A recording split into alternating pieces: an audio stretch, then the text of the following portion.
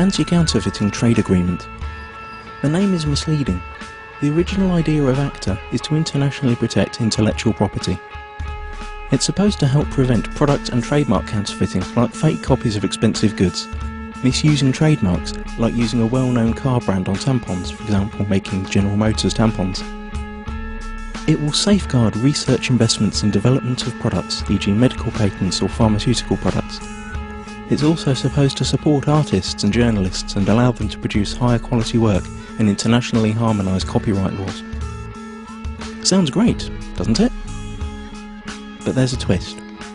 The Oxford English Dictionary defines a counterfeit as, quote, a fraudulent imitation of something else. But when a file is copied on the internet, it is exactly the same as the original, not an imitation, and it is not stolen since the original is not removed. The information is simply being shared free of charge, so counterfeiting has nothing to do with it. Let us explain. Intellectual property is never really defined within ACTA. It could mean trademarks, or it could mean any idea or information which later could be copyrighted, restricted and criminalised. This will have a tremendous effect on the internet as we know it. The actual ACTA text covers a huge range of topics and is very complex and hard to grasp, so we will explain what happens on the internet in a hypothetical real-world analogy. Imagine paying for a cookery course. During this course you learn how to cook some really tasty fried chicken. Then you return home and teach the recipe to your wife. But here's the catch. According to ACTA, you are now both criminals since you shared that information for free when only you had paid to learn it. The ACTA regulations are clear. When you're suspected of sharing copyrighted information, depending on the country you live in, then your access to any kind of courses will be blocked, you will be fined or sent directly to prison. But surely no one would find out that you'd shared the knowledge of the secret fried chicken in private at home. And you're right. Under current law, no one would. But ACTA deals with this through excessive surveillance. All your communication will be monitored, and not only yours. Your family, your friends will all be observed, just in case. But you don't need privacy, civil rights or liberties, because you have nothing to hide, do you?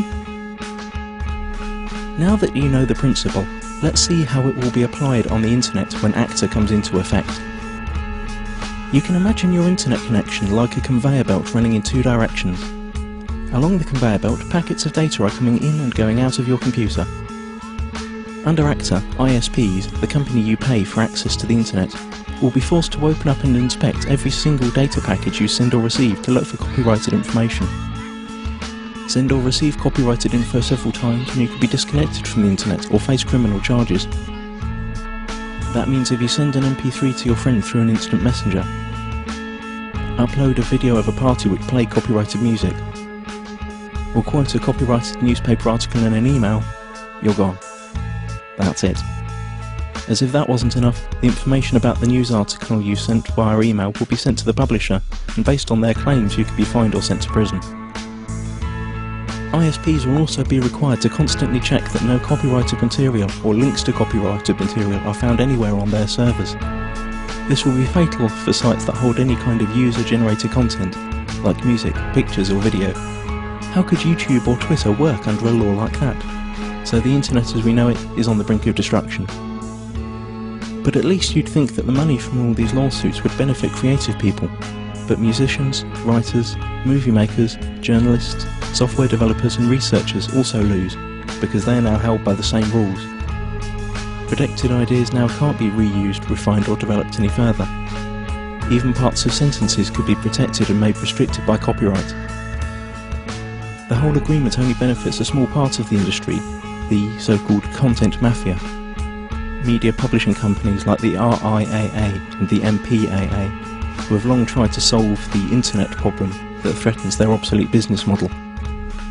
ACTA is the result of their lobbying within the governments that participate in the negotiations. Latest leaks indicate that techniques that bypass the planned content filter and blocking infrastructure will also be made illegal. And the worst thing? It's all done in secret. If you're European, it's even being done by people who haven't been elected by the public. You've already seen where this is heading on YouTube. Videos are unavailable in certain geographical areas. This obsessive copy protection is also a great tool for information suppression. Once all the internet filters and blocking techniques are in place, virtually all information tagged as copyright could be suppressed. Maybe your critical blog or Twitter account, or the video you made about rigged elections and environmental catastrophes, or even the pictures of your kittens. Okay, maybe not your kittens. Not unless you painted a Coca-Cola logo onto their fur. This all sounds unbelievable for everyone who's had even a small glimpse of how the net works. But remember, those who work on the agreement might not have any clue what the internet is about. And once the treaty is signed, their rules will have to be implemented. The consequences we have to deal with are internet censorship, restricted freedom of speech, loss of net neutrality due to the restrictions of the use of certain protocols, total surveillance of all your online activities, loss of freedoms and restriction of civil rights, punishment like losing your internet access, and we will gain nothing. The time to act for the internet is now. Google ACTA. Load your tweets and photoshops, let it be known that no one messes with the internet, and take it to the streets. Stop the Kraken.